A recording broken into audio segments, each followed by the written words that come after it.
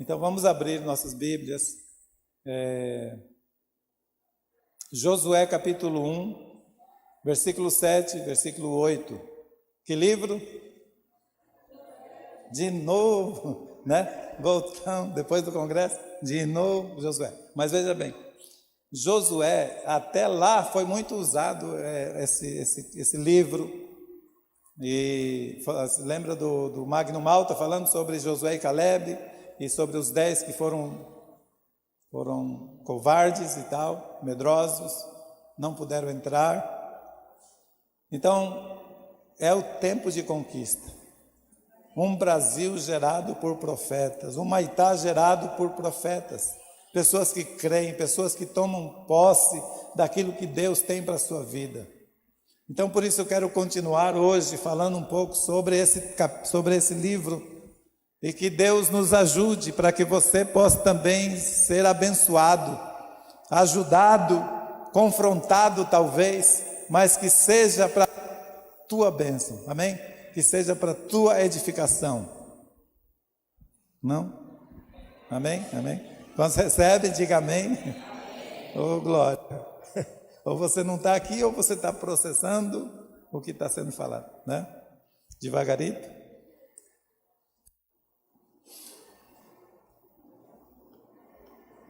Feche seus olhos, vamos fazer um pedido. Eu quero que vocês fazer um pedido de oração aqui agora.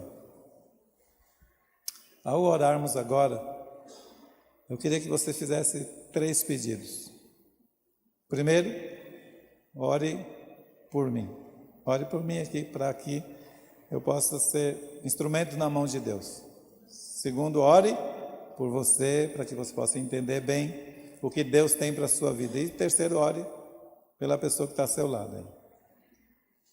Amém? Feche seus olhos, comece a orar comigo. Pai, eu oro rendendo graças a Ti, porque o Senhor é bom e a Sua misericórdia dura para sempre.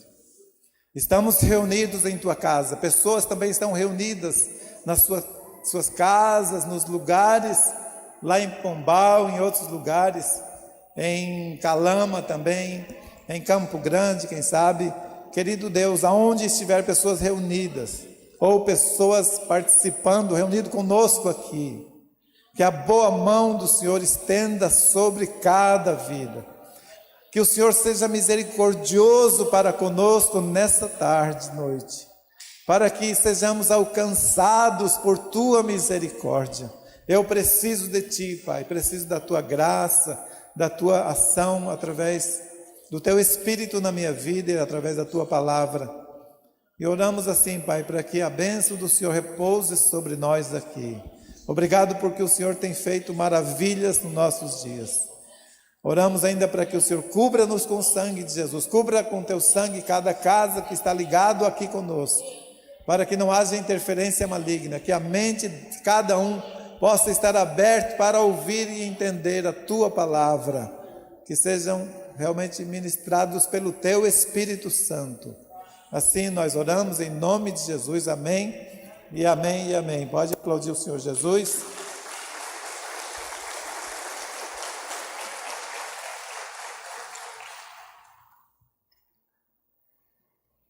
No tema que a gente tem usado, e eu vou ler aqui rapidinho esses 2 versículos.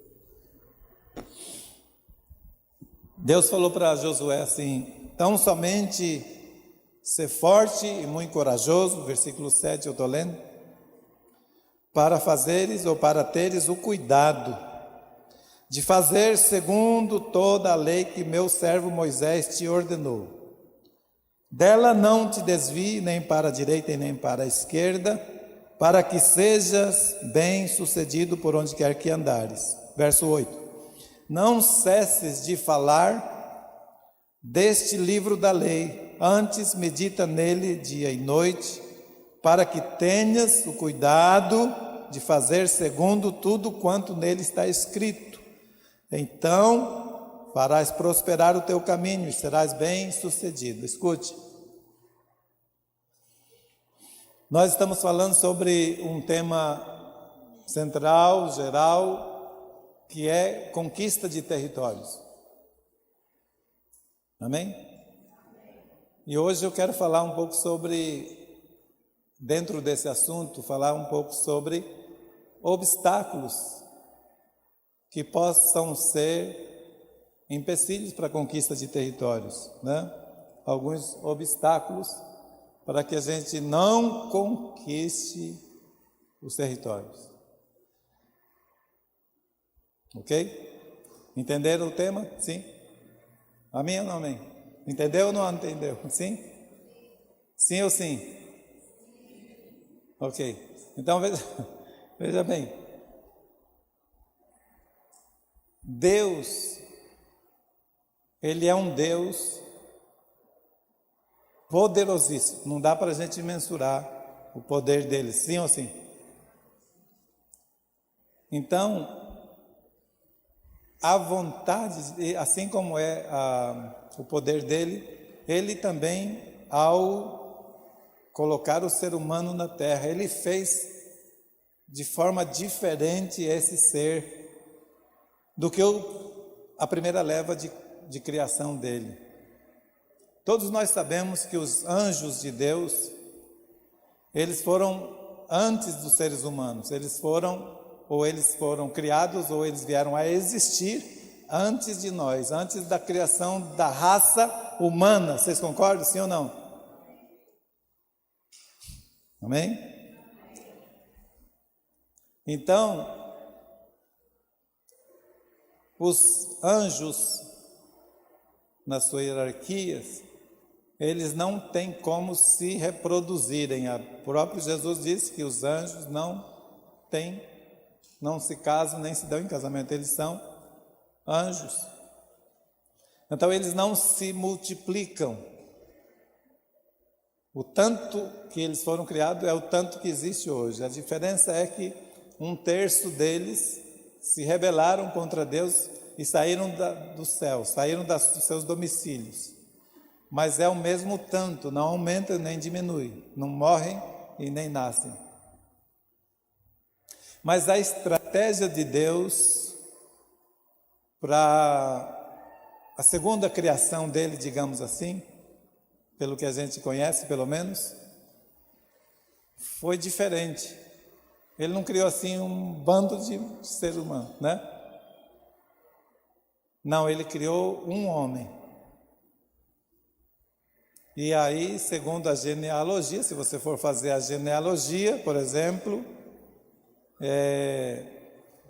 diz assim que de Abraão até Davi, 14 gerações, Davi até o desterro, mais 14, do desterro até a vinda de Jesus, mais 14. Então existe uma sequência ali que dá para a gente entender mais ou menos quantos 1000 anos se passaram. Então são mais ou menos, no calendário judaico hoje é 5.600 e alguma coisa. Mas alguns dizem, pode ser que chega no máximo a 10.000 que Adão foi criado. No máximo, 10.000 anos atrás. Criou um homem, depois disse, não é bom que o homem esteja só, porque o homem sozinho ele estaria limitado ao jardim do Éden. Aí ele criou a mulher. E quando ele criou a mulher, trouxe ao homem, ele disse, sede fecundos, multiplicai-vos e enchei a terra. Raciocine comigo. Então Deus, quando criou a terra, tudo, tanto os peixes, as aves, os animais, as plantas e os seres humanos, tudo é feito por multiplicação. E Deus ama a multiplicação. Então, automaticamente, quando Ele nos criou a sua imagem e semelhança, Ele nos criou pequenos, digamos, mas a ideia que Deus tem para cada um de nós é que nós viéssemos a romper e a crescermos e a chegarmos a um nível inimaginável. O desejo de Deus é que a igreja dele se multiplique tanto que encha toda a terra. Concorda, sim ou não? O desejo de Deus, e se dependesse de Deus, toda a terra seria cheia da sua glória. Se dependesse de Deus, toda a cidade de Humaitá se tornaria a igreja do Senhor Jesus. Sim? O desejo de Deus é que cada pessoa, cada família, cada geração seja expandida. Sejam muitos, como a areia da praia do mar, como as estrelas dos céus. Todos nós podemos, assim como Deus falou para Abraão, assim Ele quer para cada pessoa aqui hoje. Ou seja, há uma expansão extraordinária. Mas o que acontece? Nós não conseguimos romper como pessoas, como crentes, como lideranças. Nós ficamos muitas vezes atados, manietados em alguma área. E nós não desenvolvemos o potencial que deveríamos.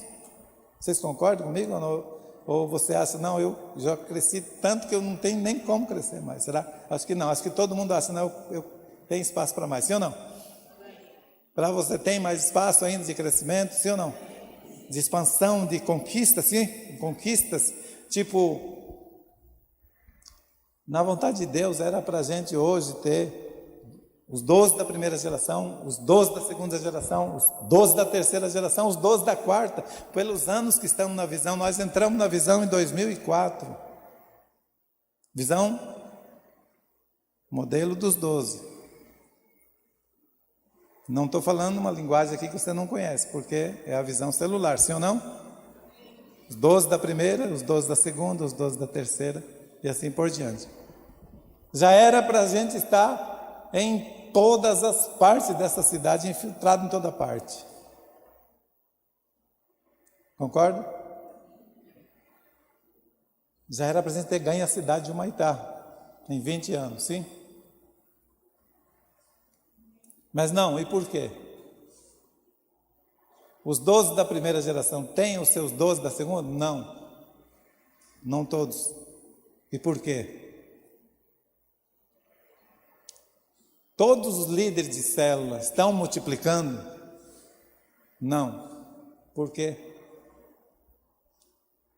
Alguma coisa impede. Tipo, muitas vezes você vê assim, agora parece agora vai dar certo, de repente não dá certo. É assim ou não é? Até nas finanças é assim.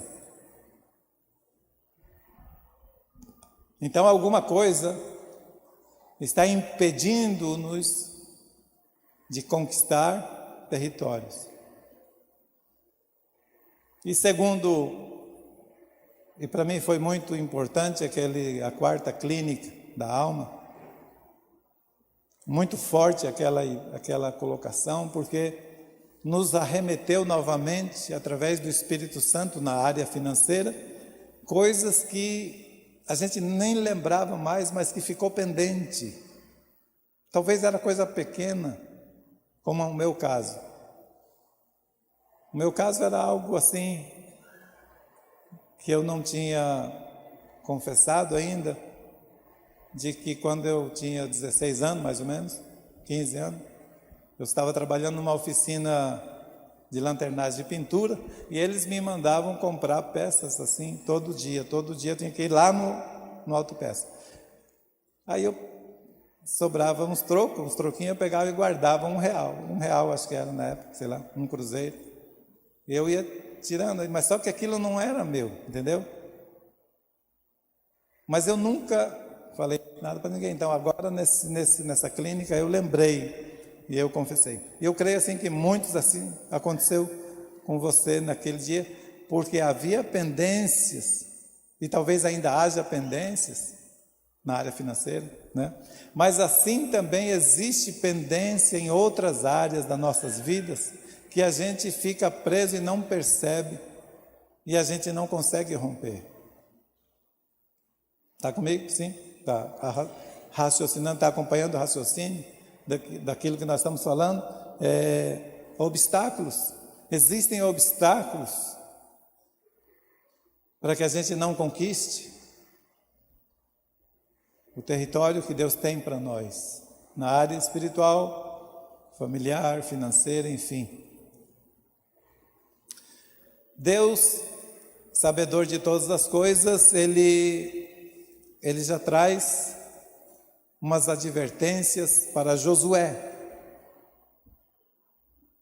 Concorda? Ali no verso 7 e 8, Deus foi bem enfático com ele, explicou bem para ele. Por quê? Porque poderia acontecer de ele errar e abrir brechas e ficar impedidos de conquistar o que tinha que ser conquistado. Então Deus falou bem claro para ele: então somente ser forte e corajoso, muito corajoso, para teres o cuidado de fazer segundo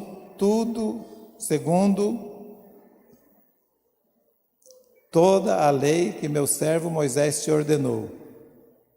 Ou seja, fique muito atento e seja corajoso para colocar em prática tudo que está ordenado na lei que meu servo Moisés deu. Ei, quando se fala em lei de Moisés, são os 5 primeiros livros da Bíblia, chamado pelos judeus de Pentateuco, ou a Torá, os livros da lei. Torá é lei, então os livros da lei. Então quando Deus fala para Josué da lei de Moisés, ele está falando da Torá, que era para que Josué ter o cuidado de fazer segundo a lei, segundo o que estava escrito, ou segundo a Bíblia.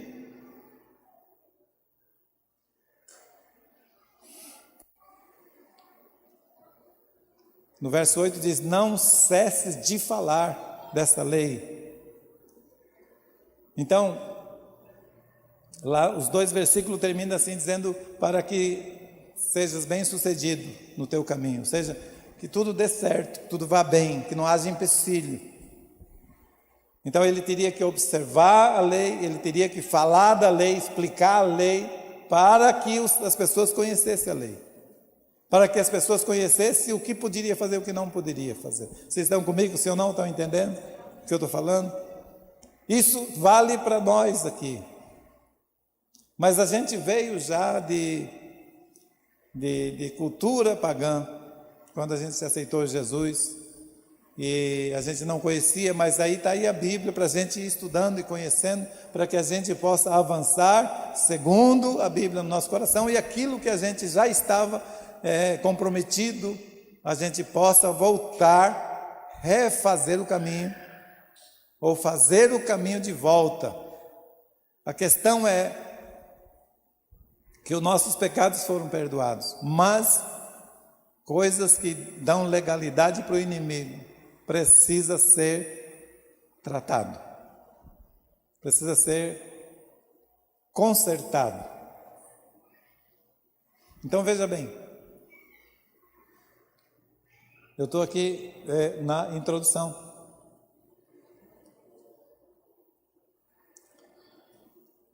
Pode colocar o primeiro ponto da mensagem. Existem alguns empecilhos, digamos assim, que seja mais comum para todo mundo, para mim e para você, que o inimigo coloca, como colocou naquela época.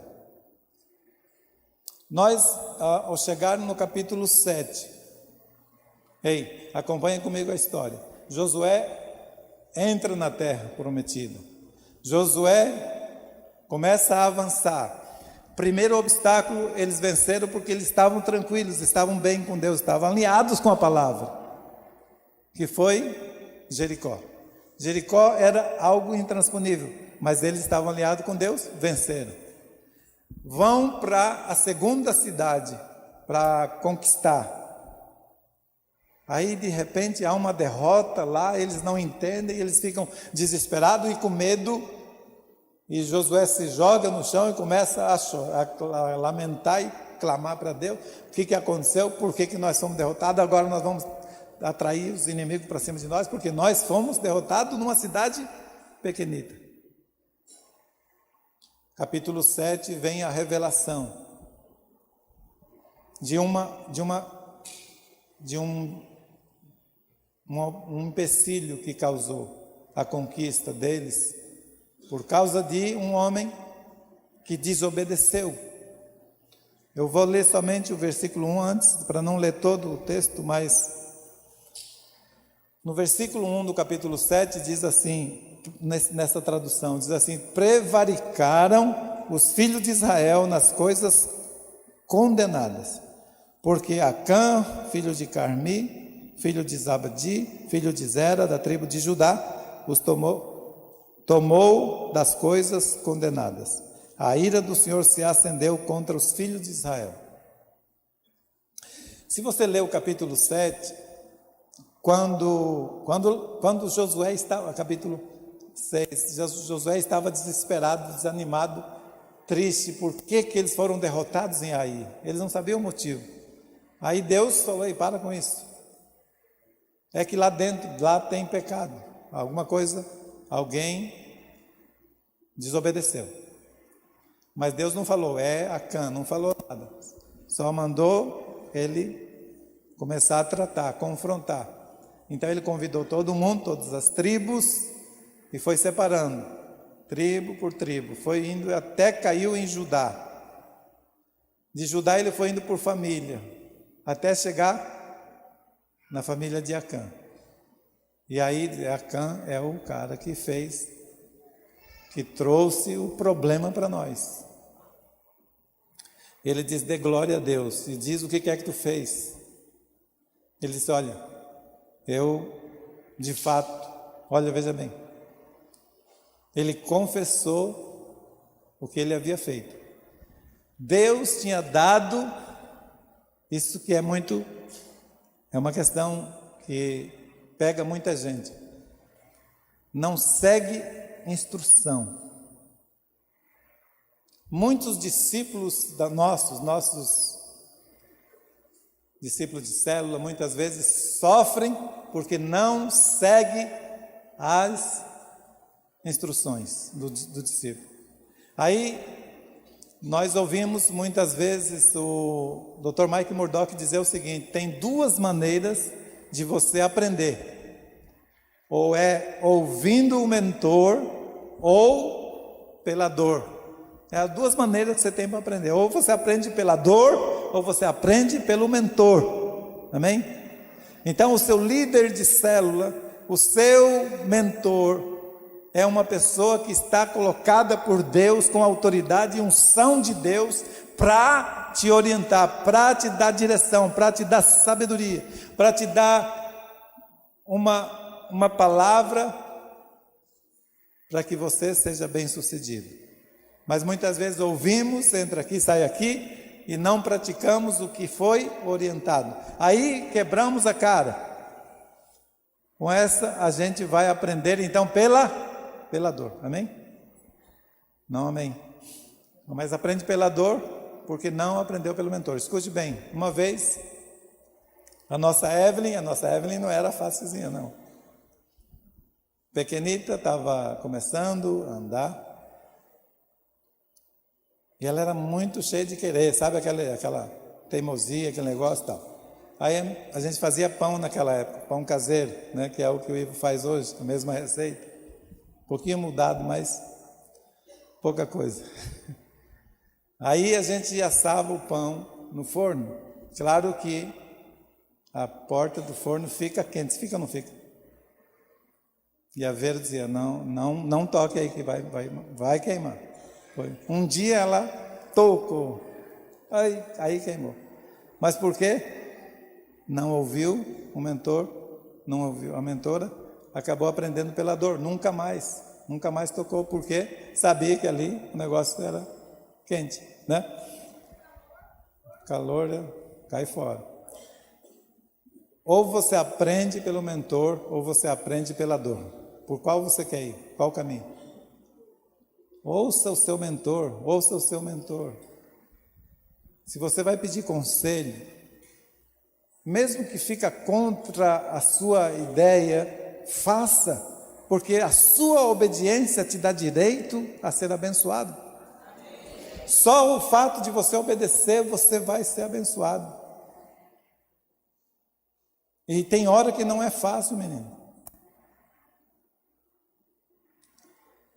Eu tinha feito uma aliança com o profeta José Rubens, acho que vocês acompanharam um pouco daquele momento difícil, né? Eu fiz uma aliança com ele, vou fazer essa aliança de visão de prosperidade bíblica com o profeta José Rubens. Quando o apóstolo René soube disso, e o apóstolo Marcel veio aqui, o apóstolo Marcel me chamou lá no hotel e disse: o apóstolo René disse para ti, cai fora. Na mesma hora, a Vera estava lá comigo, na mesma hora, estou fora, por causa do meu mentor, entendeu? Que meu mentor é o apóstolo René, sim ou não? Há muitos anos. Então ele disse para mim, cai fora, eu obedeci.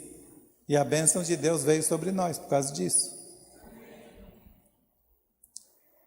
Se ele não teria dito, eu teria continuado. E tem hora que não é fácil você tomar uma decisão dessa. Mas senão eu iria aprender pela dor. Então Deus orientou através da lei de Moisés tudo como devia ser. Então a primeira cidade, a cidade de Jericó, Deus disse: não tome nada para vocês, o despojo não será de vocês, será consagrado a Deus. O ouro, a prata, enfim, o ferro, é para ser consagrado para Deus. Estava escrito isso no versículo, capítulo 6, versículo 14, não me falha a memória, está escrito isso, capítulo 6, versículo 19, foi bem dito por Deus. Diz assim: porém, isso é Deus falando para Josué explicar para eles. Porém, toda prata e ouro e utensílios de bronze e de ferro serão consagrados ao Senhor, e irão para o seu tesouro, porque era a primícia, entendeu? Tudo que é primeiro é de Deus. Então, as primeiras, porque depois de lá, aí em outros lugares, o despojo ficou para eles, para os soldados, para os guerreiros. Mas essa primeira, ele disse, vai para o tesouro. Mas o que aconteceu? Acã cobiçou. Então veja bem, o empecilho começou pela cobiça. Ele cobiçou, mas não só cobiçou. Ele colocou em prática, ele desobedeceu. Estava bem claro. Não pegue para vocês o ouro, a prata, enfim. Então ele teve a cobiça, depois ele teve a desobediência e depois ele escondeu, ocultou. Depois que descobriram, ele falou: está lá na minha tenda. Eu fiz um buraco e enterrei lá uma barra de ouro, uma capa babilônica e mais uma prata lá. Foram buscar, estava lá. Então aquela desobediência, aquela falta de seguir a instrução, trouxe consequência para Israel e consequência mais drástica ainda para Acã.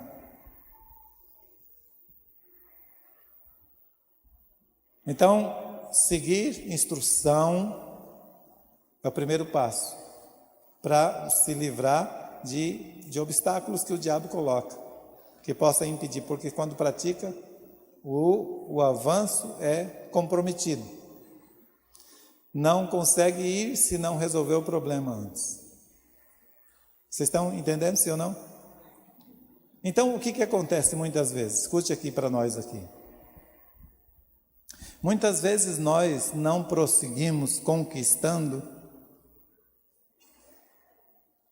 porque desviamos, cometemos pecados e não resolvemos o problema. E aí a base está formada. Escute, eu ouvi um dia desse, eu queria que você prestasse atenção bem aqui. Ouvi um dia desse, a Rosivelde estava ouvindo uma mensagem, uma palavra. Ela fica assim ouvindo as pregações e ela gosta de ouvir Luciano Subirá, ela gosta de ouvir Edmeia Williams. E nesse dia estava a Edmeia pregando e eu cheguei lá na cozinha e um trecho peguei. E que pode estar acontecendo muito e a gente não está dando conta. Ela diz o seguinte: enquanto namorado, isso acontece muito, e as pessoas dentro da igreja namoram, começam a namorar. Graças a Deus que aqui na igreja a gente conseguiu assim acompanhar alguns que fizeram uma aliança para não terem relação sexual antes do casamento. E foram e se casaram, estão bem até agora. Diga amém, pode aplaudir Jesus por isso. Mas a gente sabe que a carne é fraca. Então muitos caem nesse pecado de, no namoro, fornicar. E aí o que acontece? Ela disse o seguinte, aí que ela estava dizendo que eu nunca tinha ouvido essa explicação, né? Mas ela disse assim: as pessoas fornicam antes de casar, casam, mas nunca falam para ninguém, não confessam, e vão viver a vida de casado. Ela disse: entra demônios, e aí começa a causar problema no relacionamento pós-casamento. Então muitas pessoas não sabem disso, acaba cedendo para a tentação e acaba deixando do jeito que está, e aí o relacionamento no casamento é problemático. Ela diz que até muitas vezes entra o espírito da frigidez na vida da mulher e aí complica tudo. Então imagine assim, essas coisas precisam ser resolvidas, como foi resolvido a questão de Acã, para poder prosseguir. Então muitas vezes nós não estamos avançando porque existem coisas que eu estou só citando um exemplo aí de namoro, porque isso é muito comum. Mas pode ser outras coisas. Então precisa cuidar para não ter problema mais à frente. Isso é